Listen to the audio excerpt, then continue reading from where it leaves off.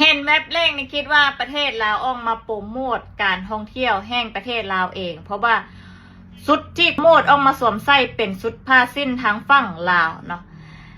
แต่เบื้องธงชาติข้างหลังและกระสายสะพายเป็นของเขมร โอ้ยทุกคนเลยประเทศนี้มีอย่างเป็นของตัวเองแน่ทุกคนขอถามแน่เนาะมิสแคมโบเดีย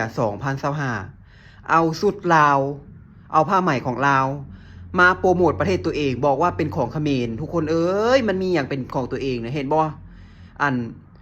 ทั่วโลกนี่เขาฮู้อยู่แล้วว่าแม่นของประเทศใดเขาฮู้เนาะทุกคนเนาะแต่เขาหันแบบมันบ่มีอย่างอายนะทุกคนประเทศนี้เขาฮู้เบิดว่าอีหยังเป็นอีหยังเนาะทุกคนมันบ่มีอย่างอายประเทศนี้นะเวลาโปรโมทบ่หรือว่าเฮ็ดอีหยังก็แล้วแต่ทุกคนมักเอาธงชาติของตัวเองเนี่ยประเทศตัวเองเนี่ยไปติดใส่ไปแปะใส่เนาะเพราะว่าญาติประเทศอื่นบ่ฮู้ว่าเป็นของประเทศตัวเองทุกคนมีประเทศใดเฮ็ดแบบนี้ได้ทุกคนมันบ่มีแต่ประเทศนี้ประเทศเดียวทุกคนเอ้ย